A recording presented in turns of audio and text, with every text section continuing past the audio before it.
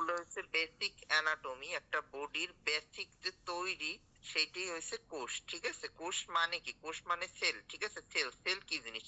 জীবদেহের গঠনের একককেই সেল বলে। যে একটা জীবদেহ তৈরি হয়, আমাদের যে বডি তৈরি হয়, বডির ভিতর বিভিন্ন টিস্যু আছে, যেমন হার্টে এক ধরনের টিস্যু আছে, স্কেলেটাল মাসল, হাত পায়ের যে পেশি, এতে এক ধরনের টিস্যু আছে। এই টিস্যু আবার কি দিয়ে তৈরি হয়? কোষ দিয়ে তৈরি হয়। মানে মূল এককটাই কোষ। কোষ ছাড়া কোনো বডি তৈরি হতে পারে না। হিউম্যান বডির মূল এককই হচ্ছে এই কোষ বা সেল। এই জায়গায় একটা ছবি দেখা যাচ্ছে, দেখেন, এইটা একটা সেলের ছবি। ঠিক আছে, একটা সেল, একটা সেলের ভিতর এত কিছু থাকে, ঠিক আছে, যেগুলো আমরা খালি চোখে দেখতে পারি না। মনে করেন যে হার্ট, সম্ভবত শেয়ার হয় নাই। দেখতে পাচ্ছেন না আপনারা? জি স্যার, দেখতেছি। জি, দেখা যাইতেছে। আচ্ছা, যেই ভাইয়ের হ্যাঁ, দেখা সমস্যা যাচ্ছে। হচ্ছে আপনি বের হন, জুম থেকে মিট থেকে বের হয়ে আবার জয়েন করেন। আপনি লিভ নেন, লিভ নিয়ে আবার জয়েন করেন, তাহলে সমস্যাটা ঠিক সলভ আছে, হবে। ঠিক। সবার জন্য অ্যাভেলেবল। আচ্ছা, এই ছবিটা হচ্ছে একটা সেলের ছবি। এই সেল আমরা খালি চোখে দেখতে পারি না। ঠিক আছে, খালি চোখে দেখতে পারি না। মনে করেন আমাদের যে হার্ট, হার্ট, ঠিক আছে, হৃৎপিণ্ড, এই হৃৎপিণ্ডে তো মূলত তৈরি পেশি দিয়ে, পেশি বা কলা দিয়ে। ঠিক আছে, হৃৎপেশি বলি আমরা। এই কলার ভিতরে থাকে মূলত সেল। তাহলে হার্টের ভিতর যে ইটা আছে, কলাটা তৈরি হয়েছে, এটার মূল একক হয়েছে এই সেল। এই সেলের ভিতর বিভিন্ন পার্ট আছে। এই সেলের যে মূল চালিকা শক্তি, মানে কোষের যে মূল চালিকা শক্তি, এটা হচ্ছে নিউক্লিয়াস। এই যে মাঝখানে দেখেন ইউলো রং করা, এটা হচ্ছে নিউক্লিয়াস। এটা হচ্ছে মূল চালিকা শক্তি। একটা সেলরে চালায় মূলত নিউক্লিয়াস। আমাদের হিউম্যান বডির জন্য এই নিউক্লিয়াস থাকতেই হবে। মূলত যেগুলো এককোষী জীব, এককোষী জীব বলতে যেমন আমাদের শরীরের ভিতর পরজীবী বাসা বাঁধে বিভিন্ন রকমের, কৃমি, যেমন এই কৃমি, এদের কিন্তু কোনো নিউক্লিয়াস থাকে না। যারা এককোষী জীব তাদের কোনো নিউক্লিয়াস থাকে না। কিন্তু আমরা যারা এই যে মানুষ বা কুকুর বিড়াল, এদের কিন্তু নিউক্লিয়াস থাকবে। নিউক্লিয়াস ছাড়া কিন্তু এরা তৈরি হতে পারে না। তাহলে মূল এককটাই হচ্ছে এই নিউক্লিয়াস। নিউক্লিয়াস আর নিউক্লিয়াসের ভিতরে আবার আরেকটা আছে, দেখেন, নিউক্লিওলাস। নিউক্লিওলাস বলে সেন্টার, মূল যে সেন্টার, বৃত্তের যে সেন্টার, এটার বলি আমরা নিউক্লিওলাস। ঠিক আছে, এই নিউক্লিয়াস বা নিউক্লিওলাসই হচ্ছে মূল চালিকা শক্তি। এই নিউক্লিয়াস বা নিউক্লিওলাসের কাজটা মূলত কি? এরা মূলত এই যে বংশগতি রক্ষার যে ধারক ও বাহক, ঠিক আছে, ক্রোমোজোম বলি আমরা। ক্রোমোজোম, এই নিউক্লিয়াসের ভিতর থাকে ক্রোমোজোম। এই ক্রোমোজোম আর নিউক্লিওলাস হচ্ছে বংশগতি রক্ষার ধারক ও বাহক। এই যে বলে না যে মা বাবার গুণ ছেলের ভিতর আসছে বা মেয়ের ভিতর আসছে, বিভিন্ন হেরিডিটারি যেসব গুণ বা যে কোনো রোগ, যেমন ডায়াবেটিস, যেমন মা বাবার থেকে আসে, এই সব কিছুর জন্য মূলত দায়ী এই নিউক্লিয়াস। ঠিক আছে, এই নিউক্লিয়াসের মধ্যেই পূর্বপুরুষ থেকে যেই সব গুণাবলী বা খারাপ যা কিছুই বলেন, সব আসে এই নিউক্লিয়াস থেকে। ঠিক আছে, বুঝতে পারছেন? এই মূল চালিকা শক্তি তাহলে কোষে রয়েছে নিউক্লিয়াস বা নিউক্লিওলাস। এর নিউক্লিয়াসের চারপাশে বিভিন্ন কিছু আছে, আমি ফাংশন এক এক করে সবগুলোরই বলবো। আগে একটু বলে নি, এই নিউক্লিয়াসের পাশে বিভিন্ন কিছু আছে, এক একটার এক এক ধরনের ফাংশন। ঠিক আছে, একটা মাইটোকন্ড্রিয়া আছে, দেখেন, এন্ডোপ্লাজমিক রেটিকুলাম আছে, সেন্ট্রিওল আছে, রাইবোজোম আছে, এক একটার এক এক ধরনের ফাংশন আছে। তাইলে মূল একটা কোষের নিউক্লিয়াস। নিউক্লিয়াস ছাড়া কোনো কোষ সম্পূর্ণ না, নিউক্লিয়াস থাকতেই হবে। নিউক্লিয়াস ছাড়া সম্ভবই না, মানুষের যে তৈরি এটা সম্ভব না।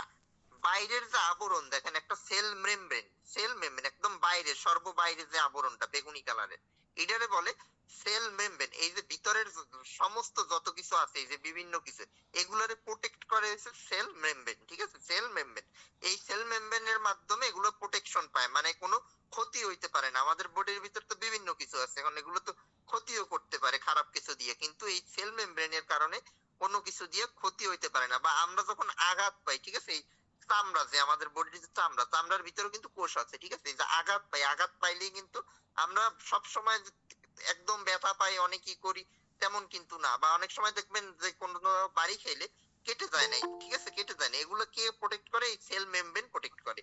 বাইরের লেয়ারটা সব থেকে প্রোটেক্ট করে সেল মেমব্রেন। ঠিক আছে, এবার স্যার আপনি একটু কার্সর দিয়ে ইয়ে করে দেন, কার্সর দিয়ে একটু মেনশন করে দিয়ে। কি দিয়ে মেনশন করবো?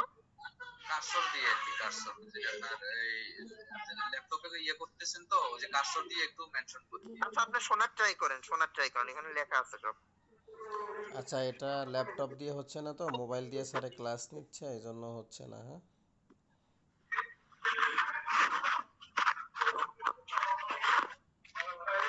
আচ্ছা, এবার ফাংশনে আছেন, আমি ফাংশন পড়াচ্ছি আলাদা আলাদা করে। প্রথমেই দেখেন নিউক্লিয়াস, আমি যেটা বললাম যে নিউক্লিয়াস হইছে মেইন, সবকিছু কন্ট্রোল করে নিউক্লিয়াস, ঠিক আছে, সবকিছু কন্ট্রোল করে নিউক্লিয়াস। এটার একটা স্ক্রিনশট আপনারা নিয়ে নেন বা আমি ছবি দিয়ে দিব আপনাদের, ঠিক আছে, দিয়ে দিবানি।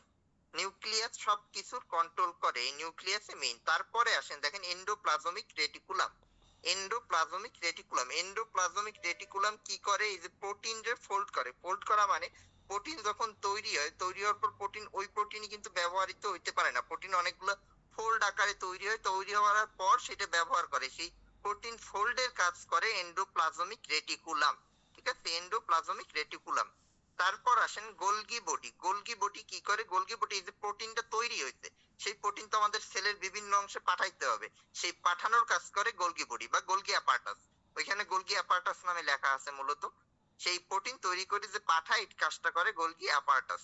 তারপর আসেন ভ্যাকিউল। ভ্যাকিউল, ভ্যাকিউলের কাজ কি, ভ্যাকিউল মূলত হচ্ছে ওয়াটার স্টোর করে, যে পানি, বিভিন্ন সেলের অংশে আমাদের পানি থাকে, এই পানি স্টোর করার কাজ হচ্ছে ভ্যাকিউলের, ঠিক আছে। একটা সেল মেমব্রেনে যে পানির সাপ্লাই বা পানি স্টোর করে রাখবে, এটার কাজটা হচ্ছে ভ্যাকিউলের। তারপর আসেন লাইজোজোম। লাইজোজোম, লাইজোজোমের কাজ কি, এই যে সেলে, সেলের তো ক্ষতিকর কিছু ঢুকে পড়তেও পারে, ঠিক আছে, বা কোনো কিছু দ্বারা আক্রান্ত হইতে পারে। ধরেন ইনফেকশন দ্বারা আক্রান্ত হয়েছে, তাহলে ইনফেকশন দিয়ে আক্রান্ত হইলে সেলও তো প্রতিরোধের ব্যবস্থা নিবে, এই প্রতিরোধের ব্যবস্থা নেন না লাইসোজোম।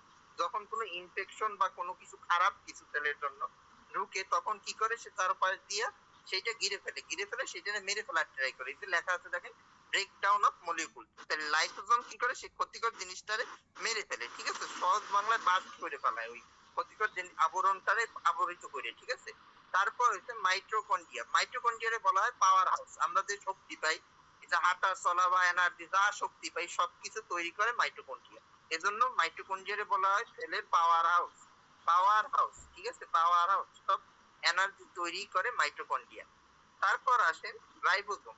রাইবোজোম কাজ মেইন প্রোটিন বানানো। উপরে আমি বলছিলাম দেখেন, ফোল্ড করছে এন্ডোপ্লাজমিক রেটিকুলাম, মানে তৈরি হওয়ার পর এটা ফোল্ড করে এন্ডোপ্লাজমিক রেটিকুলাম, কিন্তু এটা তৈরি মূলত করে রাইবোজোম, ঠিক আছে। রাইবোজোমের কাজ প্রোটিন বানানো। রাইবোজোম মূলত দুই তিন ভাবে প্রোটিন বানায়, একটা আছে 30S, একটা আছে 50S। আর অত বিস্তারিত লাগবে না, মূল কাজ হলো প্রোটিন বানানো, এটুকু মনে রাখতেই হবে। তারপর সেল মেমব্রেন, আমি যেটা দেখাইছিলাম একদম বাইরের লেয়ার, এটার কাজ প্রোটেকশন দেয়া। প্রোটেকশন দেওয়া, যাতে সেলের ভিতরের আবরণগুলো কোনো আঘাত না পায় বা কোনো ইনজুরি না হয়, ঠিক আছে। আর সাইটোপ্লাজম হইছে ভিতরের যে ফাঁকা যত জায়গা আছে, সবকিছু সাইটোপ্লাজম দিয়ে ভর্তি থাকে। বুঝাইতে পারছি আগের ছবিটা আর এইটার ভিতরে? এবার কোরিলেট করে বুঝতে পারছেন? সবগুলোর ফাংশন লাগবে না, মেইন মেইন যেগুলো আমি বলছি এগুলোর ফাংশনই দরকার। কোনো পয়েন্ট বুঝতে না পারলে জিজ্ঞেস করতে পারেন। এই ভিডিওটা কি থাকবে, আমরা পরবর্তীতে কি একটু হ্যাঁ দেখতে হ্যাঁ, পারবো? পাবেন দেখতে পাবেন। জি জি জি, হ্যাঁ, জি। তাহলে স্যার আপনার এই লেকচারটা শোনার পরে আমরা যদি আবার এটা একটু রিভাইজ দিতে পারি, তাহলে আমাদের বোঝার জন্য একটু সুবিধা হবে। হ্যাঁ হ্যাঁ, ক্লিয়ার হয়ে যাবে, আপনারা যতবার ইচ্ছা দেখতে পারবেন, ইউটিউবে দিয়ে দিবেন।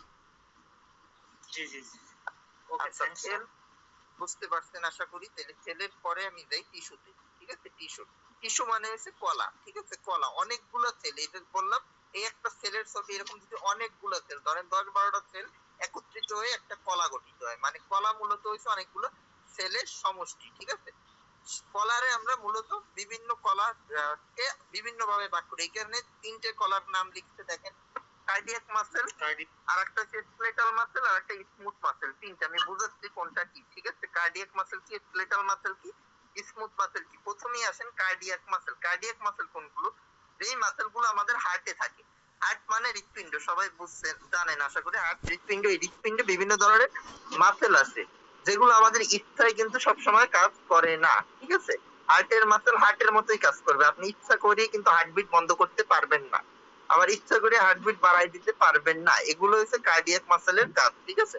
কার্ডিয়াক মাসেল অনবরত হার্ট পাম্প করে থাকে, এর ফলে আমাদের বিভিন্ন অংশে ব্লাড সাপ্লাই যায়, পালসেশন যায়। যখনই কার্ডিয়াক মাসেল পাম্প করা বন্ধ করে দেবে, যেমন একটা মৃত মানুষের কার্ডিয়াক মাসেল কিন্তু আর পাম্প করে না, মাসেল অকেজ হয়ে যায়, সেই ক্ষেত্রে কি হয়, আমরা আর বিপিও পাই না, পালসও পাই না, ঠিক আছে। তাহলে কার্ডিয়াক মাসেল মূলত কাজ করে হার্টের উপর, মানে কার্ডিয়াক সেলের উপর, আর কোথাও এর কোনো কাজ নাই। পরের পয়েন্ট দেখেন, skeletal muscle. Skeletal muscle, skeletal muscle থাকে আমাদের সমস্ত স্কেলেটলে, স্কেলেটাল সিস্টেমে, ঠিক আছে? স্কেলেটাল সিস্টেম কি আমি আপনাদের একদম শুরুতে পড়াইছিলাম। স্কেলেটাল সিস্টেম হচ্ছে আমাদের যে সমস্ত গায়ে শরীরের যে সব হাড় গোড় আছে, ঠিক আছে? হাড় গোড় আছে, এই হাড় গোড়ের উপর যে মাসল গুলো থাকে সেগুলো হচ্ছে সমস্ত স্কেলেটাল মাসেল, ঠিক আছে? আমরা যখন ইনজেকশন দিই, ধরেন আমরা কাউকে পেশিতে ইনজেকশন দিই, হাতে ইনজেকশন দিই না, হাতে, ঠিক আছে? শোল্ডারের একটু নিচে ইনজেকশন দিই, ওই জায়গা ধরে দেখবেন নরমালি কিন্তু নরম, কিন্তু আমরা হাত যখন মুঠো করে ধরি তখন ওই জায়গাটা শক্ত হয়ে যায়। মানে এই মাসেল আমরা নিজের ইচ্ছায় চালনা করতে পারি, ইচ্ছা করলেই মাসেলটা শক্ত করতে পারি, নরম করতে পারি। বা এই পায়ের মাসেল, দৌড়ানোর সময় পায়ের মাসেলের ব্যবহৃত হয়, আমরা ইচ্ছা করে জোরে দৌড়াইতে পারি, আস্তে দৌড়াইতে পারি, আস্তে হাঁটতে পারি, এগুলো সমস্ত স্কেলেটাল মাসেলের কাজ, ঠিক আছে? স্কেলেটাল মাসেল আমাদের সহজ বাংলায় মুভমেন্টে হেল্প করে, ঠিক আছে? মুভমেন্টে হেল্প করে। আর এগুলো আমরা নিজের ইচ্ছায় চালনা করতে পারি, আমি ইচ্ছা করলেই শক্ত করতে পারি, নরমও করতে পারি, ঠিক আছে? আমি ইচ্ছা করলেই দৌড়াইতে পারি, ইচ্ছা করলেই শুয়েও থাকতে পারি, ইচ্ছা করলে বসেও থাকতে পারি, এগুলো সব স্কেলেটাল মাসেলের কাজ। তারপর লাস্টের পয়েন্ট স্মুথ মাসেল।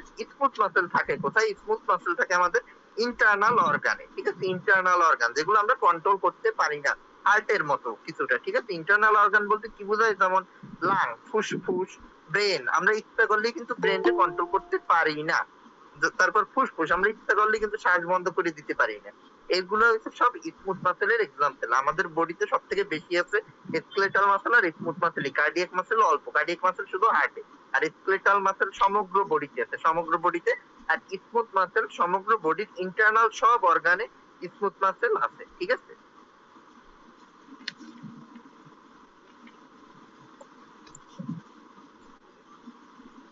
এবার আসেন ইন্টারনাল অর্গান। বিভিন্ন ইন্টারনাল অর্গান আছে, এই জায়গায় ছবি আছে সবকিছু। আমি একদম প্রথম থেকে শুরু করতেছি। প্রথমে আসছে কি আমাদের মাথা, মাথায় থাকে কি? ব্রেন। ব্রেন মানে কি? ব্রেন মানে গিলু, ঠিক আছে? ব্রেনের কাজ কি? আমাদের এই যে যত সমস্ত, এই যে আমি কথা বলতেছি, এটা কন্ট্রোল করতেছে ব্রেন, ঠিক আছে? এটাও কন্ট্রোল করতেছে ব্রেন। কান্না কাটি, কথা বলা, সবকিছুর সেন্সেশন, এই যে ব্যথা পান, এগুলো সবকিছু কাজ করে ব্রেন। আমাদের যে মেমোরি সেন্টার বা এই শ্বাস প্রশ্বাস নিচ্ছি, হার্টের কতটুকু পালসেশন হবে, সবকিছু কন্ট্রোল করে ব্রেন।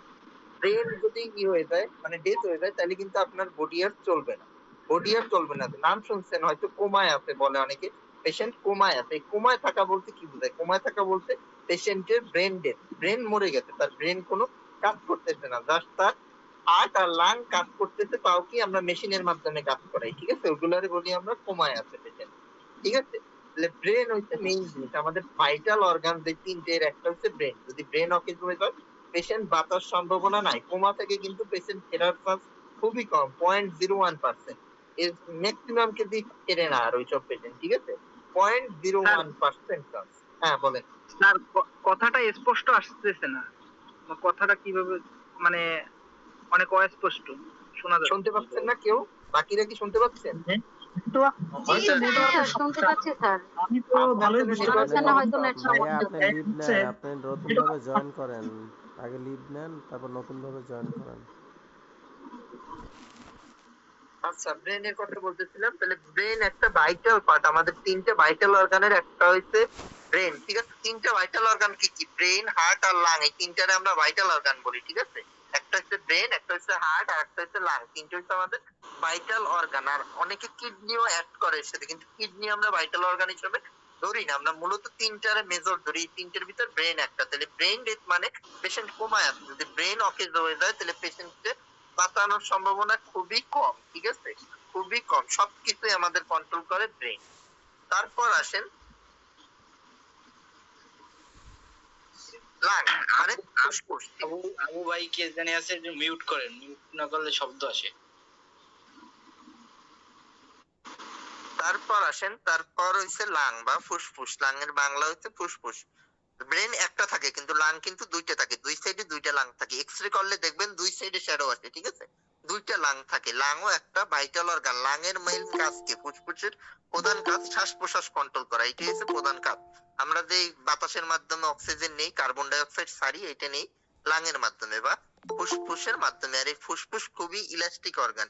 যদি ফুসফুস হাতে নেন, একদম চুপসে যাবে, ঠিক আছে? একদম চুপসে যাবে। দেখাইতেছে তো অনেক বড়, দেখায় অনেক বড় এলাকা জুড়ে, কিন্তু এই ফুসফুস যদি কেউ হাতে নেন, সাথে সাথে মানুষ মরে যাওয়ার, বা অপারেশনের পর যদি আমরা বের করি, বুক কেটে যদি ফুসফুস বের করি, ফুসফুস কিন্তু একদম চুপসে যায়, ঠিক আছে? একদম চুপসে যায়। তাহলে ফুসফুসের প্রধান কাজ হয়েছে আমাদের শ্বাস প্রশ্বাস নেয়া, ঠিক আছে, শ্বাস প্রশ্বাস নেয়া। তারপর আসেন হার্ট, ঠিক আছে, হার্টের কাজ কি? আমাদের এই যে সারা বডিতে যত ব্লাড সাপ্লাই করে এই কাজ করে হইছে হার্ট। আমাদের টোটাল বডিতে রক্ত পৌঁছে দেওয়ার কাজটাই করে হার্টের মাধ্যমে রক্ত বিভিন্ন অর্গানে সাপ্লাই হয়, ঠিক আছে, বিভিন্ন অর্গানে সাপ্লাই হয়, হাত পা বিভিন্ন জায়গায়, কিডনি, সব জায়গায় রক্তের এই সাপ্লাই দিয়ে দেয় হার্ট। আর হার্ট আমাদের এই যে ব্লাড প্রেশার মাপি এগুলো কন্ট্রোল করে কিন্তু হার্ট। এই ব্লাড প্রেশার বলেন আর পালস, এগুলো দুইটা মেইন কন্ট্রোল করে হার্ট। হার্টও একটা ভাইটাল অর্গান, যদি হার্ট অকেজ হয়ে যায় পেশেন্ট কিন্তু বাঁচবে না। নাম শুনতে পারেন যে হার্ট অ্যাটাক করে পেশেন্ট মারা গেছে, দুইটা কিন্তু আলাদা। একটা হার্ট অ্যাটাক আর ব্রেনে যদি সমস্যা হয় তাহলে হয় কি স্ট্রোক, ঠিক আছে, দুইটা কিন্তু আলাদা জিনিস। হার্ট অ্যাটাক মানে তার হার্ট অকেজ হয়ে পেশেন্ট মারা গেছে, আর স্ট্রোক করে যদি মারা যায় তাহলে তার ব্রেন অকেজ হয়ে পেশেন্ট মারা গেছে। দুইটা কিন্তু সম্পূর্ণ আলাদা, দুইটা এক না, ঠিক আছে, দুইটা এক না। হার্ট অ্যাটাক মানে হার্ট নষ্ট হয়ে মারা গেছে, মানে সে হার্ট আর পাম্প করতে পারতেছে না, ফেল করে গেছে, এজন্য মারা গেছে। আর স্ট্রোক মানে ব্রেনে তার রক্তের সাপ্লাই বন্ধ হয়ে গেছে, এই কারণে পেশেন্ট মারা গেছে।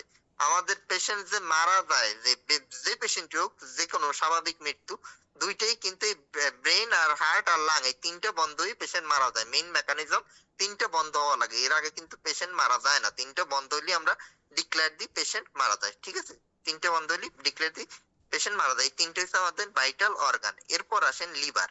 লিভার লিভার মানে কি? কলিজা, ঠিক আছে, কলিজা। লিভারের কাজ কি? লিভারের একটা মেইন কাজ হয়েছে বাইল স্টোর করা বা সিক্রেট করা, ঠিক আছে। বাইল আছে আমাদের। বাইল কি জিনিস? বাইল হচ্ছে এই যে পিত্তরস যেটা আমরা বলি, ঠিক আছে, পিত্তরস। পিত্তথলিও কিন্তু এই লিভারের সাথেই থাকে, ঠিক আছে, পিত্তথলি, গল ব্লাডার, গল ব্লাডারও লিভারের সাথে থাকে। এই বাইল বা পিত্তরস যেটা, সেইটা উৎপন্ন করে লিভার, ঠিক আছে, লিভার। এই পিত্তরসের কাজ কি? যে আমরা যত ফ্যাট জাতীয় খাবার খাই, ফ্যাট জাতীয় খাবার কি মানে চর্বি জাতীয়, গরু, খাসি, ঠিক আছে, বিভিন্ন মাছের তৈল বা এই যে ঘি ঠি বাটার টাটার, এগুলো সবকিছু ডাইজেশনে হেল্প করে এই পিত্তরস। পিত্তরস অনেকে শুনবেন যে পিত্তথলি কেটে ফালাই দেয়, ঠিক আছে, গল ব্লাডার কেটে ফালাই দেয় না। তখন অনেকে কোশ্চেন করে যে গল ব্লাডার ফালাই দিলে সমস্যা হয় না ভবিষ্যতে? সমস্যা হয় না, কারণ কি বাইল তো কন্টিনিউয়াসলি, যে পিত্তরস যেটা, এটা লিভারই উৎপন্ন করে, কন্টিনিউয়াসলি উৎপন্ন করে। যদি গল ব্লাডার ফালাইও দেওয়া হয় তাহলেও কিন্তু এই বাইল কিন্তু তৈরি করে লিভার, ঠিক আছে, তৈরি করে, ফলে সমস্যা হয় না। আর এই লিভারের কথা বলতে গেলে একটা ওষুধের নাম আসে প্যারাসিটামল। এই প্যারাসিটামল বেশি খেলে কিন্তু লিভারের সমস্যা হয়, ক্ষেত্রে একটু আলাদা। অন্য ব্যথার ওষুধ খাইলে আমাদের কিডনিতে সমস্যা হয়, কিন্তু প্যারাসিটামল বেশি খেলে কিন্তু লিভারের সমস্যা হয়, কারণ প্যারাসিটামল যে লিভারে জমা হয়, মানে লিভারের মাধ্যমে এটা বডি থেকে বের হয়, বাইলের মাধ্যমে বের হয়, ঠিক আছে। আর লিভারের কথা বললি, এখন ফ্যাটি লিভার ডিজিজের কথা চলে আসে। যারা চর্বি জাতীয় খাবার বেশি খায় তাদের যদি আল্ট্রাসাউন্ড করেন লিভারের, ম্যাক্সিমাম ক্ষেত্রে দেখবেন ফ্যাটি লিভার আসে, ঠিক আছে, ফ্যাটি লিভার আসে। মানে কি? ফ্যাটি লিভার মানে লিভারে চর্বি জমা হয়েছে, ঠিক আছে, চর্বি জমা হয়েছে। আগেই বললাম চর্বি জাতীয় খাদ্য বের করতে আমাদের লিভার হেল্প করে। তারপর আসেন লার্জ ইন্টেস্টাইন, আর একটা আছে স্মল ইন্টেস্টাইন, ঠিক আছে, দুইটা, লার্জ ইন্টেস্টাইন আর স্মল ইন্টেস্টাইন। লার্জ ইন্টেস্টাইন আর স্মল ইন্টেস্টাইন কি জিনিস? আমরা সহজ বাংলায় নাড়ি বুড়ি বলি না, সেই নাড়ি বুড়ি হচ্ছে লার্জ ইন্টেস্টাইন, স্মল ইন্টেস্টাইন। অনেকে অ্যাক্সিডেন্টের পর দেখবেন বলে, বা অ্যাক্সিডেন্টও না, বলেন ছুরি মেরে দিতে কাউরে বা এই যে মারার জন্য, তাইলে কি হয়? এই ইন্টেস্টাইন মানে নাড়ি বুড়ি ফুটা হয়ে যায়, ঠিক আছে। এগুলো হচ্ছে এই লার্জ ইন্টেস্টাইন আর স্মল ইন্টেস্টাইন। লার্জ ইন্টেস্টাইন আর স্মল ইন্টেস্টাইনের কাজ কি? লার্জ ইন্টেস্টাইনের কাজ হচ্ছে আমাদের যে মলটাকে লার্জ ইন্টেস্টাইন হেল্প করে। মল জমা থাকে কিন্তু লার্জ ইন্টেস্টাইনের মধ্যে, ঠিক আছে। কারো পেটের অপারেশন করতে গেলে যদি পেট কাটে লার্জ ইন্টেস্টাইন বের করে তাহলে দেখবেন প্রচুর পরিমাণে দুর্গন্ধ, ঠিক আছে, প্রচুর পরিমাণে দুর্গন্ধ, কারণ মল এই লার্জ ইন্টেস্টাইনের ভিতর জমা থাকে। আর স্মল ইন্টেস্টাইনের ছবি বোধহয় এই জায়গায় দেয়া নাই, ছবি দেয়া নাই, ওই একরকমই, ঠিক আছে। স্মল ইন্টেস্টাইন হচ্ছে বিভিন্ন ধরনের খাদ্য হজমে সাহায্য করে, ঠিক আছে, বিভিন্ন ধরনের খাদ্য, সেটা প্রোটিন হইতে পারে, লিপিড হইতে পারে। মূলত প্রোটিন আর লিপিড এই দুইটাই খাদ্য হজমে সহায়তা করে স্মল ইন্টেস্টাইন। আর লার্জ ইন্টেস্টাইনের কাজ হচ্ছে মূলত মল, এই যে মল রে আমরা বের করে দিই, মল জমা থাকে লার্জ ইন্টেস্টাইনের মধ্যে, ঠিক আছে। তারপর আসেন কিডনি। কিডনির মেইন কাজ কি? কিডনির মেইন কাজ আমাদের প্রস্রাব। মল আর প্রস্রাব দুইটা কিন্তু আলাদা, ঠিক আছে। প্রস্রাব যে বের করে দেয় এটার মূলত কাজ দিয়ে হচ্ছে কিডনি। কিডনি কি করে? আমাদের যে পানি খাই, এই পানি থাকে সহজ বাংলায়, ঠিক আছে, পানির ভিতর কিছু আছে আমাদের শরীরের কাজে লাগে। ওই যে ছেলে যখন বলছিলাম ভ্যাকিউল কি করে? পানি জমাই রাখে। তাহলে কিছু আমাদের বডির কাজে লাগে, তাহলে কিডনি করে কি? যে পানিগুলো আমাদের দরকার মানে প্রয়োজনীয়, সেই কিডনি সেগুলোর থাকবে, সাইকে ভালো যে পদার্থগুলো এগুলো আমাদের সেলের ভিতর পাঠাই দেবে, আর খারাপ যেগুলো বর্জ্য পদার্থ যেগুলো আমাদের সংশোধিত হয়ে বের করে দিতে হবে, সেই খারাপ পদার্থের ভিতরে ইউরিক অ্যাসিড আছে, ক্রিয়েটিনিন আছে, এগুলো সব বের করে দেয়। তাহলে কিডনির মেইন কাজ হয়েছে প্রস্রাব তৈরি করা, আর এই যে বজ্র পদার্থ আছে আমাদের শরীরে এগুলো বের করে দেয়া, ঠিক আছে। তারপর আসেন আর্টারি মানে কি? আর্টারি আর ভেইন দুইটা জিনিস আছে। ভেইন মানে হচ্ছে শিরা আর আর্টারি মানে ধমনী, ঠিক আছে। দুইটা কিন্তু আলাদা, আর্টারি আর ভেইন দুইটা আলাদা। আর্টারি মানে হচ্ছে ধমনী আর ভেইন হচ্ছে শিরা। আমরা যে ইনজেকশন গুলো দেই এগুলো কি আর্টারিতে দেই না ভেইনে দেই? বলেন তো একজন, কে জানেন? বলেন। আর্টারিতে কিন্তু দেওয়া যায় না, আর্টারি আমরা পাস করতে পারি না। যদি আর্টারিতে দেওয়া হতো তাহলে কি হইতো? আর্টারিতে দেওয়া হলে আমরা যখন ভেইনে দিই দেখবেন অল্প একটু রক্ত বের হয় না, যখন সিরিঞ্জ বের করে আনি তারপরে দেখবেন একটু রক্ত বের হয়, ঠিক আছে। অল্প একটু রক্ত বের হয়, বেশি কিন্তু বের হয় না, একটু পর বন্ধ হয়ে যায়। যদি আর্টারিতে দিতাম তাহলে কিন্তু আর এরকম অল্প একটু রক্ত বের হইতো না। যদি আর্টারি কেটে যায়, ধরেন বাই চান্স কোনো অ্যাক্সিডেন্টালি কোনো আর্টারি কেটে দিল বা মানুষ মারার জন্য যে কোনো কিছুর জন্য আর্টারি ক্ষতিগ্রস্ত হলো, যদি আর্টারি কাটে তাহলে রক্ত বের হয় ফিনকি দিয়ে, যেমন ট্যাপের পানি ফেলে দিলে ফুল স্পিডে দিলে যেমন কাজে পানি বের হয়, আর্টারি কাটলে কিন্তু ওই স্পিডে রক্ত বের হবে, ঠিক আছে। রক্ত বের হবে, কিন্তু ভেইন কাটলে কিন্তু ওই স্পিডে বের হবে না। ভেইন কাটলে অল্প অল্প পড়বে, অল্প মানে ফোটায় পড়ে, ওইভাবে কিন্তু পড়ে না আর্টারির মধ্যে। এজন্য আর্টারি কখনো কাটা যায় না, ওইভাবে পায়ার্স করা যায় না। আর আর্টারি যদি কোন প্রকার অপারেশন বা যে কোনো কিছুর সময় কাটা পড়ে তাহলে কিন্তু ওই ব্লিডিং কন্ট্রোল করতে অনেক ঝামেলা আছে। আর্টারির ব্লিডিং কন্ট্রোল করা এত ইজি না, ঠিক আছে, ইজি না। জরায়ু অপারেশনের সময় অনেক সময় আর্টারি কাটা পড়ে, সেই সময় দেখবেন একদম ফিনকি দিয়ে রক্ত বের হয়। জরায়ু অপারেশনের সময় যেসব পেশেন্ট মারা যায় এই আর্টারি কেটে যাওয়ার ফলেই কিন্তু মারা যায়, ঠিক আছে, অন্য কোনো কারণে মারা যায় না। তারপর আসেন mail reproductive system, female reproductive system. Reproductive system এটাও তো ইম্পর্টেন্ট না? রিপ্রোডাক্টিভ সিস্টেম নিয়ে কি মেইলের ভিতর আছে পেনিস, স্ক্রুটাম এগুলা, আর ফিমেলের ভিতর ওভারি। যে ওভারি মানে ওভারি কিন্তু ছেলেদের থাকে না, ওভারি খালি মেয়েদের থাকে। ওভারি আর ইউটেরাস, এই যে দেখেন এই জায়গায় কানের মতো দুইটা আছে, এই যে প্রজাপতির মতো, ঠিক আছে। এই দুই পাখনা যেটা, এই দুই পাখনাটারই কিন্তু আমরা ওভারি বলি, ঠিক আছে। দেখতে পাইতেছেন না ছবিতে? প্রজাপতির যে দুই পাখনার মতো, এই দুই পাখনাটাই হচ্ছে ওভারি, ঠিক আছে, ওভারি। আর মাঝখানের যে অংশ এটা হচ্ছে জরায়ু বা ইউটেরাস, ঠিক আছে। মেল আর ফিমেল গেল, তারপর আছে, হ্যাঁ বলেন কোশ্চেন থাকলে। যদি সম্ভব হয় একটু স্লো করলে ভালো হয়। আচ্ছা ঠিক আছে, কথাগুলো অনেক গুরুত্বপূর্ণ, তো একটু স্লো। আচ্ছা যা বলছি বুঝতে পারছেন তো এতক্ষণ? কোনোটা সমস্যা থাকলে জিজ্ঞেস করেন। বুঝতে পারছি স্যার, দ্রুত নিতে হচ্ছে। আচ্ছা ঠিক আছে, নিচের দিকে আসেন। স্টোমাক, ঠিক আছে। স্টোমাক মূলত পাকস্থলী, পেট না কিন্তু পাকস্থলী, দুইটা কিন্তু আলাদা। আমরা পেট আর পাকস্থলী মূলত একটারে বুঝি, কিন্তু পেট আর পাকস্থলী আলাদা। পেট একটা বড় অংশ, ঠিক আছে। পেটের ভিতরে সবকিছুই থাকে, স্টোমাক থাকে, লার্জ ইন্টেস্টাইন থাকে, স্প্লিন থাকে, সবকিছু থাকে পেটের মধ্যে, ঠিক আছে। কিন্তু স্টোমাক বলতে শুধু বোঝাচ্ছে পাকস্থলী, ঠিক আছে। স্টোমাকের কাজ কি? স্টোমাক হচ্ছে আমাদের খাবার জমা থাকে, আমরা মুখ দিয়ে যে খাবার খাই এটা খাদ্যনালী হয়ে যায় স্টোমাকে পৌঁছায়। স্টোমাকে যে কি করে, স্টোমাকে হচ্ছে খাবার জমা থাকে, আর এই স্টোমাকের ভিতরে হচ্ছে প্রোটিন জাতীয় যেসব খাদ্য খাই, যেমন মাছ মাংস, এগুলো হচ্ছে স্টোমাক হজমে সহায়তা করে, ঠিক আছে। স্টোমাকে কিন্তু অন্য কোনো খাদ্য হজমে সহায়তা করে না, শুধু প্রোটিন জাতীয় গুলোই স্টোমাক হজমে সহায়তা করে, ঠিক আছে। তাহলে স্টোমাকের মেইন কাজ হচ্ছে স্টোমাক খাদ্য জমা থাকে, আর হচ্ছে এই প্রোটিন জাতীয় যেসব খাদ্য হয় মাছ মাংস ডিম এগুলো হজমে সহায়তা করে হচ্ছে স্টোমাক। ব্লাড, তারপর ব্লাড মানে তো রক্ত। ব্লাড নিয়ে আলাদা করে কিছু কথা ওইভাবে বলার নেই। একজন মানুষের শরীরে ব্লাড কতটুকু থাকা দরকার বলেন তো? 5-6 লিটার স্যার। 5 থেকে 6 7 লিটার, 5 থেকে 7 লিটার। কত 5 থেকে 6 লিটার। 5 থেকে 6 লিটার। আচ্ছা 5 থেকে 6 লিটার, ঠিক আছে। আমরা যদি একদম অ্যাকুরেটলি বলি 70 কেজি একজন মানুষের জন্য 5.6 লিটার ব্লাড থাকা দরকার, ঠিক আছে। আমাদের মেডিকেলের হিসাবে মানে মেডিসিনের হিসাবে সবকিছুর আইডিয়াল ওয়েট ধরি আমরা 70 কেজি। তাহলে 70 কেজি একজন মানুষের শরীরে ব্লাড থাকা দরকার হইছে 5.6 লিটার, ঠিক আছে। 5.6 লিটার মানে কত? 8%, ঠিক আছে। বডি ওয়েটের 8%, এই হিসাব করলেই হবে। এবার হিসাব করে নেবেন যার যত বডি ওয়েট তার 8% হইছে ব্লাড থাকা দরকার। ব্লাড কি মাপা যায়? কতটুকু আছে? ব্লাড মাপা যায় না, পয়েন্ট অনুযায়ী মাপা যায়। হিমোগ্লোবিন তো আলাদা, আমি বলছি ব্লাড কি মাপা যায়? স্যার।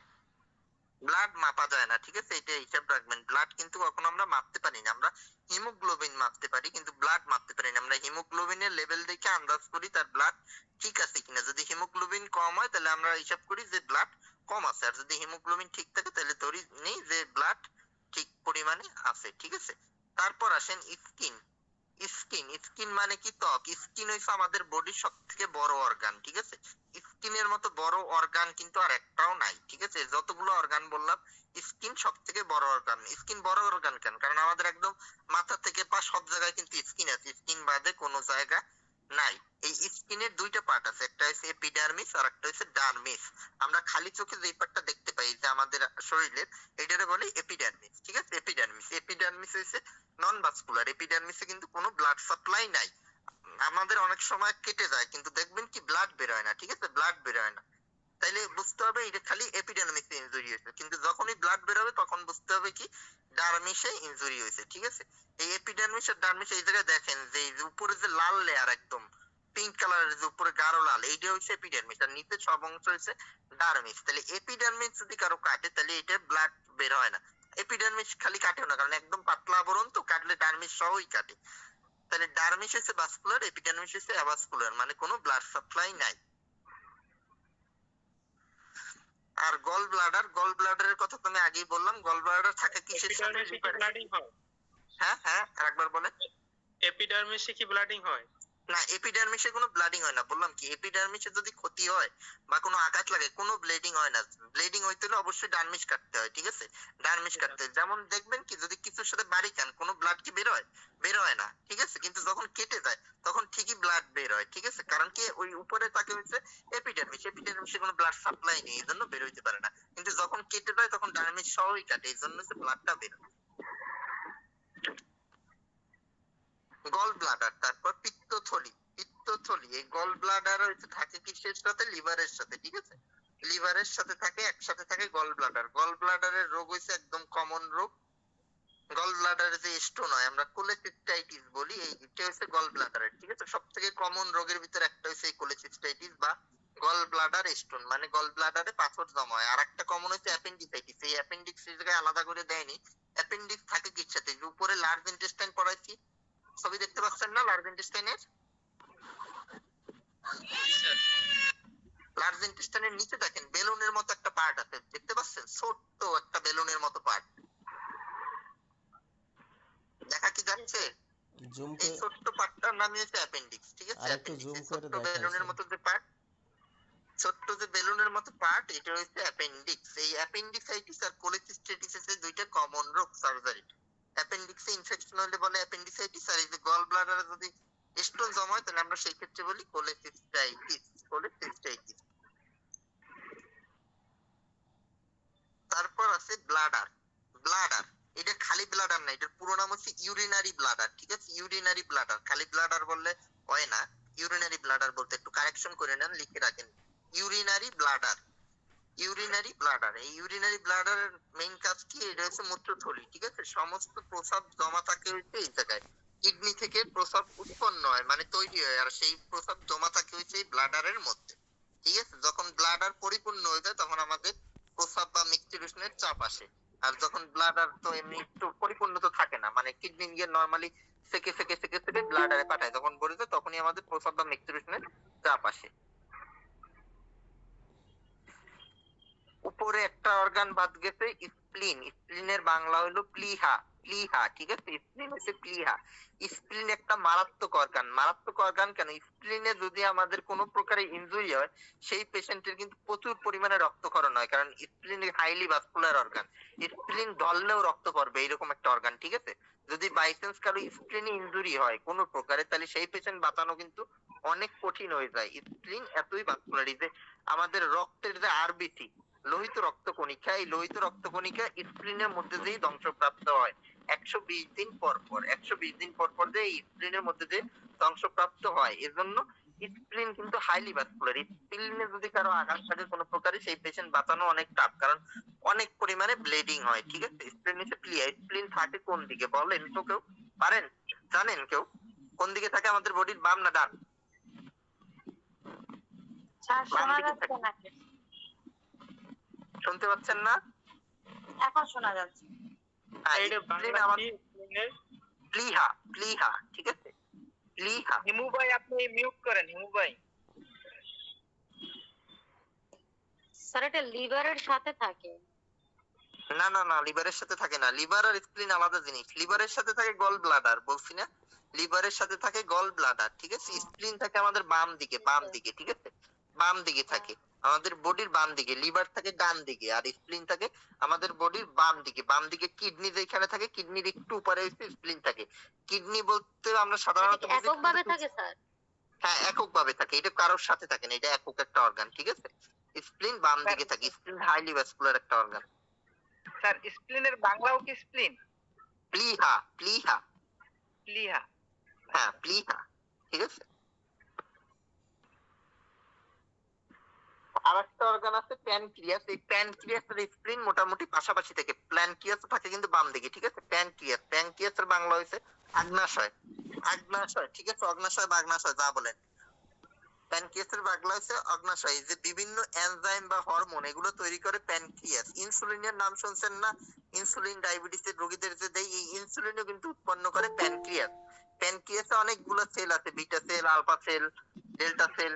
এর ভিতর বিটা সেল থেকে তো তৈরি হয় ইনসুলিন। এরকম বিভিন্ন সেল থেকে বিভিন্ন হরমোন তৈরি করে হচ্ছে প্যানক্রিয়াস।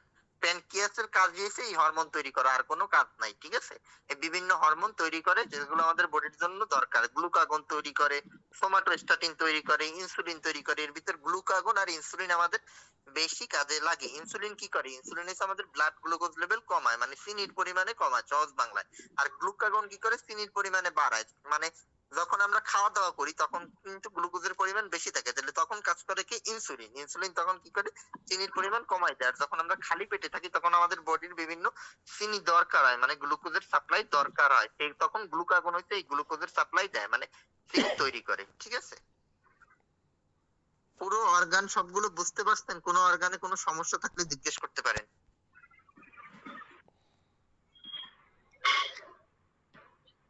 মোটামুটি বুঝতে পারছি স্যার, আর একটু স্টাডি করলে ক্লিয়ার আচ্ছা, এরপর আপনারা নিজেরা পড়বেন, যদি না বুঝতে পারেন আমি আবার বলে দিব। আচ্ছা, এরপর শামীম ভাই আপনাদের সাথে একটু কথা বলবে। স্যার আলটারি সম্পর্কে একটু বললে ভালো হতো। কোনটা আলটারিটা, কোনটা কোনটা? আলটারি, আলটারি স্যার। আর্টারি, আর্টারি, আর্টারি বললাম কি? আর্টারি মানে হচ্ছে ধমনী, ঠিক আছে? ভেইন মানে হচ্ছে শিরা, আর আর্টারি হচ্ছে ধমনী। আমাদের যে ব্লাড, রক্ত, এই রক্ত চলাচল করতে পারে হচ্ছে মূলত এই আর্টারি, মানে ধমনী বলতে আর্টারি। যে জায়গায় আমরা মানে ই করে পালস চেক করে, পালস। হ্যাঁ, রেডিয়াল আর্টারি। আমরা ধমনীতে হচ্ছে পালস চেক করি, ঠিক আছে? রেডিয়াল আর্টারিতে চেক করি, ঠিক আছে? আর রেডিয়াল ভেইনে হচ্ছে ইনজেকশন দেই, মানে ক্যানুলা করি। দুইটা কিন্তু আলাদা। ক্যানুলা করি হচ্ছে ভেইনে, আর চেক করি হচ্ছে আর্টারিতে, ঠিক আছে? আর্টারির কাজ কি? আর্টারির কাজ হচ্ছে অক্সিজেন সমৃদ্ধ ব্লাড ক্যারি করা, আর ভেইনের কাজ কার্বন ডাই অক্সাইড সমৃদ্ধ ব্লাড ক্যারি করা। ভেইন গুলো হচ্ছে হার্টের দিকে যায়, যেমন হাত থেকে ভেইন উপরের দিকে ওঠে, উঠতে উঠতে উঠতে উঠতে হার্টের দিকে যায়, ঠিক আছে? আর আর্টারি গেছে হার্ট থেকে উঠে হাতের দিকে যায়, ঠিক আছে? দুইটা উল্টা ডিরেকশন, বুঝতে পারছেন? জি স্যার। আসসালামু আলাইকুম স্যার। হ্যাঁ, বলেন। স্যার হচ্ছে ওই যে ফেটাসটা যে গ্রো করে, এটা কি হচ্ছে ওভারিতে না ইউটেরাসে? যেটা ফ্যালোপিয়ান টিউব যেটা হ্যাঁ, স্যার হ্যাঁ, এইখানে। হ্যাঁ, ঠিক আছে, আপনার কথা বুঝতে পারছি। এইখানে কথা কি, ওভারি কিন্তু হইছে ইউটেরাসের পার্ট। ওভারি কিন্তু আলাদা কোনো পার্ট নাই। যে দেখেন ফিমেল রিপ্রোডাক্টিভ সিস্টেম, আমি বলছি কি যে প্রজাপতির মতো অংশটা এটা হইছে, এইখানে ফ্যালোপিয়ান টিউব আছে, ওভারি আছে, ঠিক আছে? আর এই পুরো অংশটা হইছে জরায়ু বা ইউটেরাস। ফিটাস তৈরি হয় ওভারিতে, ঠিক আছে? তৈরি মানে উৎপন্ন হবে কিন্তু ওভারিতে। কিন্তু ওভারিতে ওর গ্রো করার মতো অত জায়গা নাই। ও করে কি, তখন ফেলোপিয়ান টিউব হয়ে জরায়ুর মধ্যে চলে আসে। কিন্তু ওভারিতে হচ্ছে মূলত ফিটাসের যে তৈরি, একদম যে প্রথম যে ওভুলেশন, এইটা হয়েছে আপনার ওভারির মধ্যে, পরে এটা চলে আসে জরায়ুর মধ্যে, ঠিক আছে? এই ওভুলেশন একটা টাইমটা কতদিন স্যার এটা আসলে? আচ্ছা, এটা নিয়ে আলাদা ক্লাসে বলবো। এটা নিয়ে কথা বলতে গেলে অনেক কথা বলতে হবে, এটা নিয়ে আরেকদিন কথা আলোচনা করবো, সমস্যা নেই, ঠিক আছে? ফার্টিলাইজেশন, ওভুলেশন অনেকগুলো প্রসেস, তো ওগুলো নিয়ে আলাদা একদিন কথা বলবো। আচ্ছা, শামীম ভাই আপনাদের একটু কথা বলবে এরপর, বাকি একটা টপিক আছে ওইটা উনি বলবেন।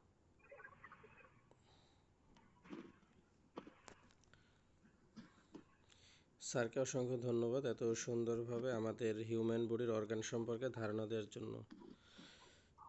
আমরা আগামী ক্লাসে আরও কিছু বিষয় জানার চেষ্টা করব, যেমন আজকে কিছু বিষয় বাদ পড়ছে, যেমন এন্ডোক্রাইন ফাংশনের ভিতরে আমাদের ছিল যেগুলো, ওই পার্টগুলো নিয়ে আজকে আমরা পিকচার দেখাতে পারি নাই, যেমন পিটিউটারি, পাইনাল, থাইরয়েড, থাইমাস, অ্যান্ডাল, এই বিষয়গুলো আমরা দেখাতে পারি না, এটা পরবর্তী ক্লাসে আমরা দেখাবো।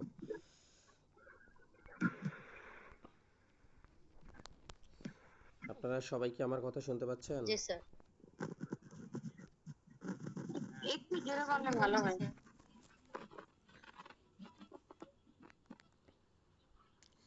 আচ্ছা, আমরা এখানে যারা আছি স্টুডেন্ট, আমাদের উদ্দেশ্য হলো মানুষকে চিকিৎসা সেবা প্রদান করা, রাইট?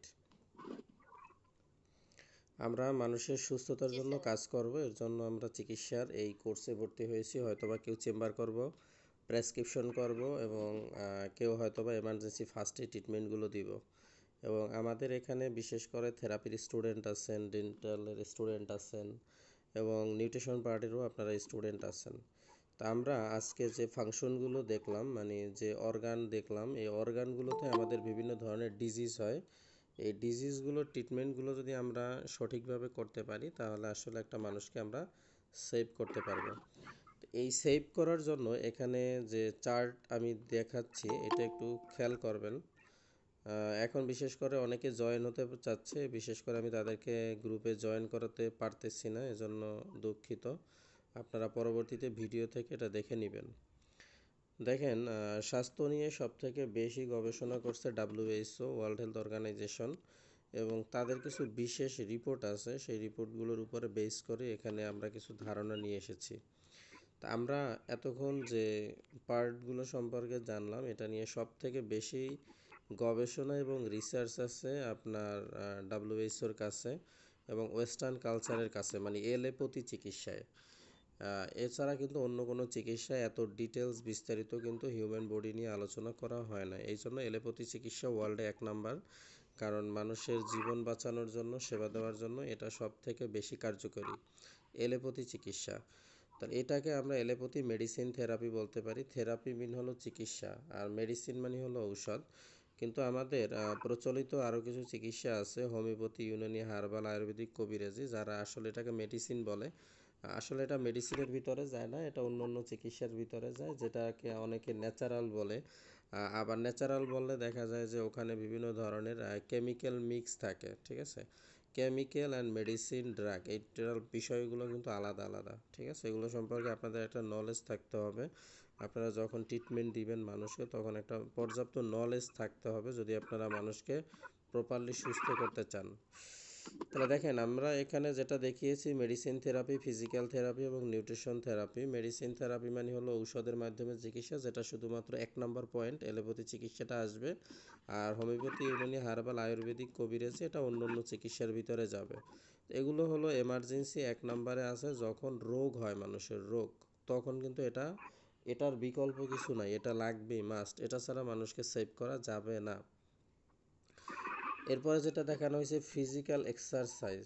এখন এখানে ফিজিক্যালের সাথে লেখা হয়েছে থেরাপি, মানে ফিজিক্যাল এক্সারসাইজের মাধ্যমে আপনি যে চিকিৎসাটা করবেন, রোগ প্রতিরোধ করবেন, এটাকে আমরা বলছি ফিজিক্যাল থেরাপি। মানে ফিজিক্যাল থেরাপি মানে ফিজিক্যাল চিকিৎসা।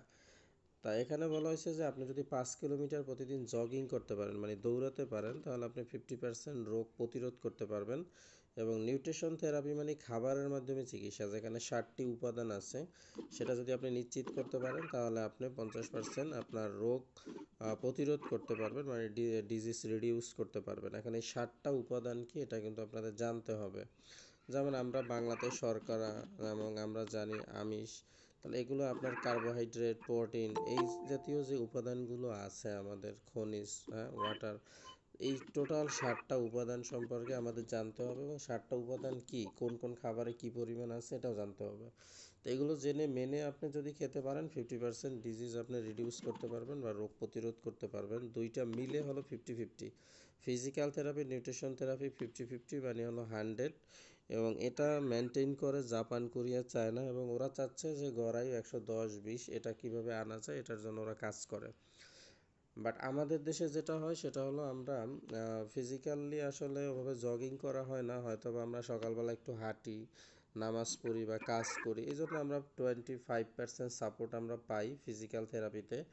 আর নিউট্রিশনে আমাদের সবথেকে বেশি যেটা হয় সেটা হলো আমিষটা আমরা পাই, এবং আমরা যে কার্বোহাইড্রেট, ওয়াটার, এই তিনটা বেশি আমরা পাই। বাট আমাদের যেটা চর্বিযুক্ত খাবার, আমাদের খনিজ এবং আমাদের ফাইবার এবং আমাদের ভিটামিন, এই ধরনের চারটা উপাদান আমাদের অনেক বেশি ল্যাকেন্সি থাকে, এই জন্য আমরা 25%-এর বেশি পাই না। এই জন্য দুইটা মিলাই হলো 50%। এই জন্য আমাদের আয়ুটা 60, 65, 70, সর্বোচ্চ এরকম 75 হয়, এর বেশি হয় না। তাহলে আসলে আমাদের পৃথিবীতে সকল মানুষই আসলে বেঁচে থাকতে চায়, কেউ মারা যেতে চায় না। কিন্তু আমাদের প্রতিদিন যে 3-4টা খাবারের ঘাটতি হচ্ছে, এটা কিন্তু আমরা কোনোভাবেই ফিল আপ করতে পারতেছি না। তাহলে আমরা আসলে গড় আয়ু বাড়াতেও চাই, আবার সুস্থও থাকতে চাই। তাহলে আমাদের এখানে যে 3টা বিষয় আছে, এই 3টা বিষয় কিন্তু আমাদের চিকিৎসায় অ্যাড করতে হবে। তা আপনারা অনেকেই আছেন যে প্রচলিত যে চিকিৎসাগুলো আছে, এলোপ্যাথি পৃথিবীতে ওয়ার্ল্ডে ফার্স্ট 1 নম্বরে আছে, এই চিকিৎসাটা শিখতেছেন। বাট আপনাদের কিন্তু একটা মার্কেট আছে সেবা দেওয়ার জন্য। যেমন 20% মানুষ অসুস্থ, হসপিটালের বেডে তারা আছে, এবং ফাদার অ্যান্ড মাদার ডিজিজ, মানে রোগের মা বাপ যেগুলোকে বলা হয়, অ্যাজমা, রক্তচাপ, ক্যান্সার, ডায়াবেটিস, এই রোগগুলো কিন্তু আছে এবং তাদের ঔষধ চলে। এই ধরনের লোকের সংখ্যা হলো আমাদের সোসাইটিতে 20%, মানে 20%।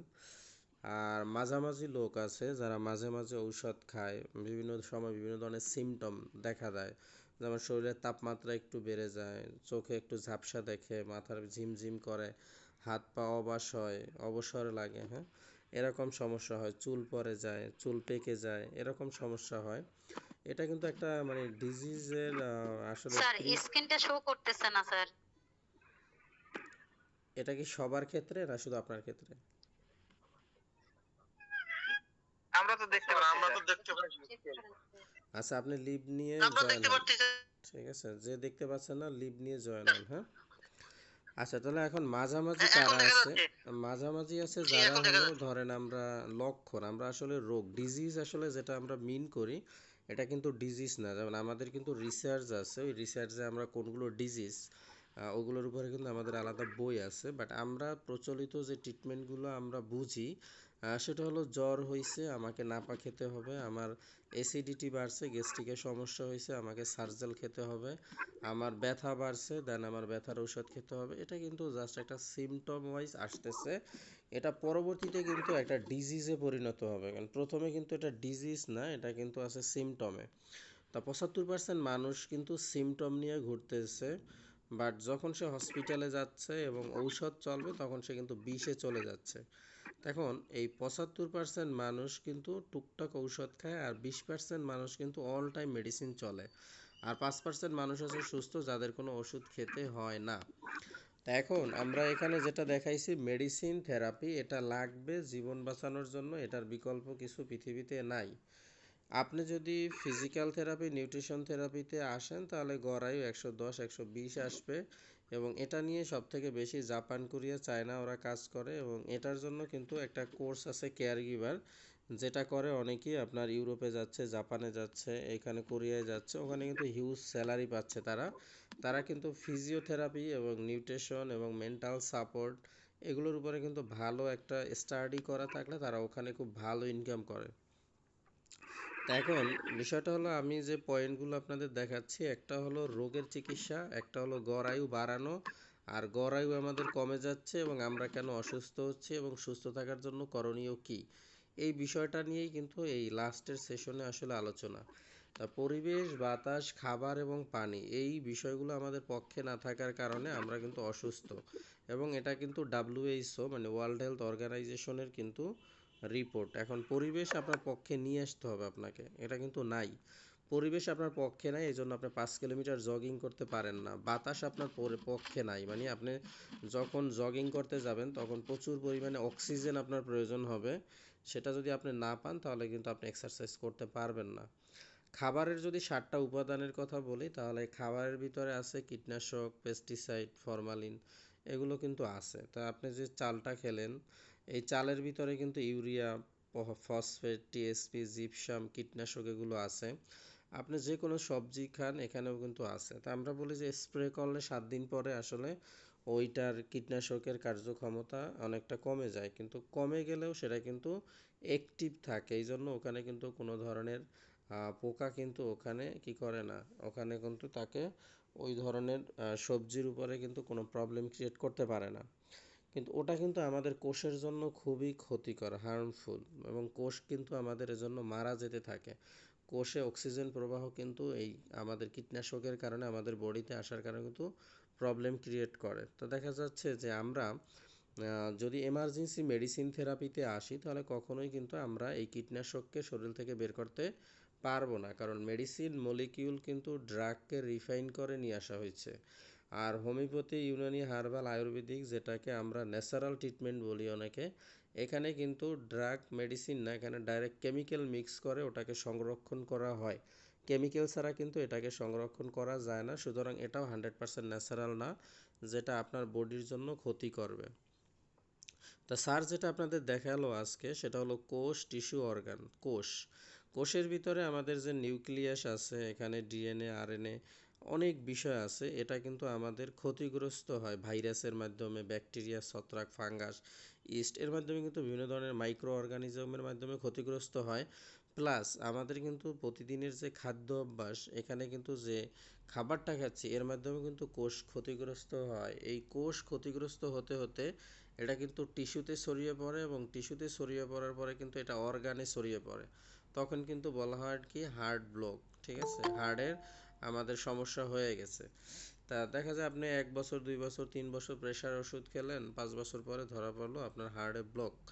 এর মূল প্রবলেমটা হলো সেটা হলো আমরা মেডিসিন থেরাপিটা এমার্জেন্সি নিব 1 নাম্বার জীবন বাঁচানোর জন্য, কিন্তু এটা কিন্তু প্রিভেনশন হবে না, প্রিভেনশন হবে ফিজিক্যাল থেরাপি এবং নিউট্রিশন থেরাপির ভিতরে। তাহলে আপনাকে কিন্তু মানে আপনি কিন্তু একটা মার্কেট লস করবেন আপনি যদি শুধু একটা চিকিৎসা নিয়ে পড়ে থাকেন, যে জাস্ট এমার্জেন্সি মেডিসিন থেরাপি, তাহলে 20% মানুষকে পাবেন, কিন্তু 75% মানুষ বিভিন্ন ধরনের সিমটম ওয়াইজ মেডিসিন অ্যাপ্লাই হওয়ার কারণে, মেডিসিন রেজিস্ট্যান্স হওয়ার কারণে কিন্তু ওনার বডিতে পরবর্তীতে মেডিসিন কাজ করে না। তো এই ধরনের পেশেন্টদেরকে কিন্তু আপনি আপনার সার্ভিসে রাখতে পারবেন না যদি আপনি ফিজিক্যাল থেরাপি এবং নিউট্রিশন থেরাপি, কাউন্সিলিং এটা না শেখেন। তাহলে মানে হলো আমি বলতেছি যে আপনারা যারা কেয়ার গিভার কোর্সে আছেন, ফিজিওথেরাপির কোর্সে আছেন, নিউট্রিশনের কোর্সে আছেন, এরা কিন্তু এই টোটাল 100% মানুষকেই কিন্তু সেবাটা দিতে পারবেন। তাহলে এখন এই সেবাটা দেওয়ার জন্য আসলে আমাদের করণীয় কি? করণীয় হলো যে পরিষ্করণ, প্রতিস্থাপন, শক্তিশালী এবং ভারসাম্য, এই 4টা বিষয় যদি আপনি মেনটেন করতে পারেন প্রতিদিন, তাহলে কিন্তু আপনি সুস্থ থাকবেন এবং গড় আয়ু 110, 120 এখানে আসা সম্ভব। তো এটা কিন্তু জাপান, কোরিয়া, চায়না এরা কিন্তু এটা মেনটেন করেন। তাহলে তাদের দেশে কিন্তু ওয়েস্টার্ন কালচার কিন্তু তারাই তৈরি করছে, এবং তারা তৈরি করছে এই জন্য জীবন বাঁচানোর জন্য, এবং তারা কিন্তু পৃথিবীতে এটাকে নাম্বার 1 এটা প্রমাণ করছে। এবং তারা কিন্তু তাদের গড় আয়ু 110, 120 সেটাকেও করছে। তাহলে তারা মানে হলো তারা 100% মানে, বাট আপনি আমি 50% মানি, এই জন্য আপনার আমার গড় আয়ু 60-65, বাট আপনি আমি যখন এটা 100% মানবো তখন আমাদের দেশের গড় আয়ু কিন্তু বাড়বে। তো এখন বিষয়টা হলো আপনারা যারা চাচ্ছেন যে আসলে 100% পিপলের জন্য ট্রিটমেন্ট আপনারা দিবেন, তাদের কিন্তু আরও বিস্তারিত পড়াশোনা করতে হবে, জানতে হবে এবং শিখতে হবে। আর এটা কিন্তু শুধুমাত্র এই যে আপনারা এলএমএফ, ডিএমএস কোর্স করতেছেন এখান থেকে জানতে পারবেন, বিষয়টা কিন্তু এরকম না। শুধু কেয়ার গিভিং কোর্স করতেছেন এখান থেকে জানবেন, বিষয়টা কিন্তু এরকম না। আপনাকে আরও জানতে হবে Chinese TCM concept, traditional Chinese method বা মেডিসিন সম্পর্কেও ধারণা নিতে হবে, যেটা কিন্তু ওয়ার্ল্ডে ডে বাই ডে পপুলার হচ্ছে, এবং এগুলোর একটা বিগ মার্কেট তৈরি করা হচ্ছে, এবং বিলিয়ন বিলিয়ন ডলারের কিন্তু এটা একটা বিগ মার্কেট। কারণ পৃথিবীতে প্রত্যেকটা মানুষ চাচ্ছে বেঁচে থাকতে, মারা যেতে কেউই চায় না। তো এই জন্য আপনাদের বলবো, আপনারা যারা প্রপার বিষয়গুলো শিখতে যাচ্ছেন তারা অবশ্যই পার্সোনালি নক করবেন। আমরা আমাদের এই গ্রুপে ম্যাক্সিমাম হলো এলোপ্যাথি মেডিসিনগুলো আপনাদেরকে শেখাচ্ছি, যেটা মেডিসিন থেরাপি, এই বিষয়গুলোর উপরে কিন্তু এখানে ক্লাস হচ্ছে, but physical therapy, nutrition therapy এই বিষয়গুলোর উপরে কিন্তু এখানে ধারণা দেওয়া হচ্ছে না তেমন একটা, কারণ এই পার্টগুলো বাস্তবভাবে আপনাকে দেখাইতে হবে, এক্সপেরিমেন্ট আকারে দেখাতে হবে। মেডিসিন থেরাপি এটা মুখস্থ করে ট্রিটমেন্ট দিতে পারেন, বাট ফিজিক্যাল থেরাপি, নিউট্রিশন এটা একটা প্র্যাকটিক্যালি ডেমো আকারে হবে। তাহলে আমাদের যে প্রক্রিয়াগুলো আমরা একেবারে নিচে দেখলাম, দেখেন ফাদার অ্যান্ড মাদার ডিজিজ আমরা দেখাইছি, দেহের ভিত্তিতে কোষ টিস্যু অর্গান দেখিয়েছি এবং সুস্থ থাকার প্রক্রিয়ায় পরিষ্করণ, প্রতিস্থাপন, শক্তিশালী এবং ভারসাম্য, এই যে বিষয়গুলো দেখিয়েছি, এই বিষয়গুলো যদি আপনি খুব ভালোভাবে জানতে পারেন তাহলে কিন্তু 100% মানুষকে আপনি সেবা দিবেন এবং আপনি নিঃসন্দেহে ধনীদের কাতারে যেতে পারবেন। বাট আপনি যদি শুধু মেডিসিন নিয়ে পড়ে থাকেন তাহলে আজ থেকে 20-30 বছর আগে যারা পল্লী চিকিৎসক ছিল ওনারা কিন্তু শুধুমাত্র এই ট্রিটমেন্টটা দিত, আর আমাদের যারা এমবিবিএস এফসিপিএস বা বড় ডিগ্রিধারী আছে এরা কিন্তু এটা আমাদেরকে প্রফেশনালি দিচ্ছে 20% মানুষের জন্য, কারণ তাদের কাজ হলো মানুষকে সেভ করা, জীবন বাঁচানো। হ্যাঁ, এজন্য এটা পপুলার, এটা আমাদের লাগবে। কিন্তু যাদের চিন্তা আছে যে না আমার বেঁচে থাকতে হবে, ভালো থাকতে হবে, ন্যাচারাল বডিতে ন্যাচারাল সাপোর্ট নিতে হবে, গড়াই 110-120-এ আসতে হবে, তাদের কিন্তু ফিজিক্যাল নিউট্রিশনালের বিকল্প নাই, কারণ কোনো মেডিসিনের মাধ্যমে আপনি কিন্তু আপনার খাবারের ঘাটতি ফিল আপ করতে পারবেন না এবং এক্সারসাইজের ফিল কিন্তু আপনি নিয়ে আসতে পারবেন না। তো এই বিষয়টা আজকে আমাদের আলোচনার ভিতরে ছিল। আপনাদের যদি কারো কোনো কোশ্চেন থাকে